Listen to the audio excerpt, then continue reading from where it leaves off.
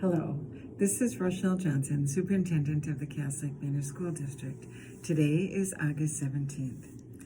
As you know, the Cass Lake-Bena School Board has not yet made a decision on which scenario the Cass Lake-Bena Schools will begin the new school year with. We expect that decision to be made on August 19th at the regularly scheduled school board meeting at 6 o'clock in the High School Media Center.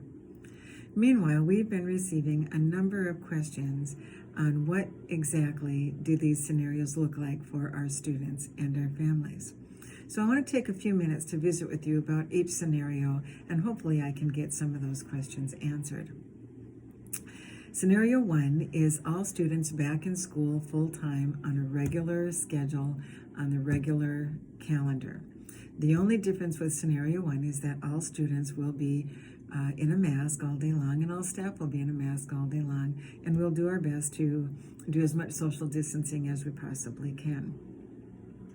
Scenario 2 is the hybrid model, where we are only allowed to have 50% of our student body on site in each building at a time.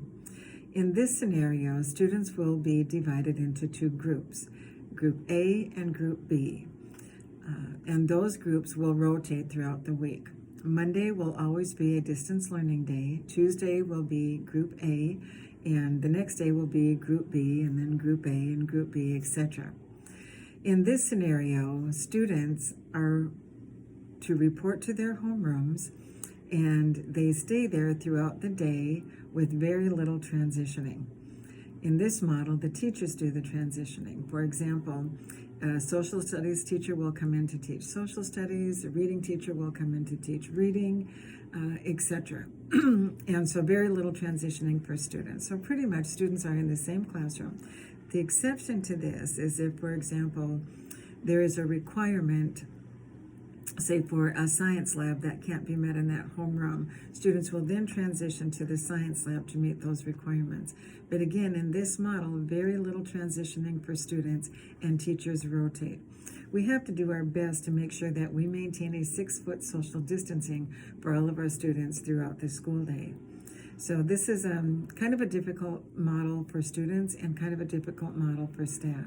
It's a new way for schools to operate. On the distance learning model, all students receive their education from their homes. All students will be given a computer for scenario hybrid and scenario distance learning. So we have Chromebooks for students all the way down to the second grade. Students in grade 4 through 12 will be assigned a Chromebook in distance learning and in hybrid. Students in grades kindergarten through third grade may receive a Chromebook by parent request. If a parent lets the school know that they have the ability to assist their students with the technology, then we'll be glad to assign a Chromebook for those students.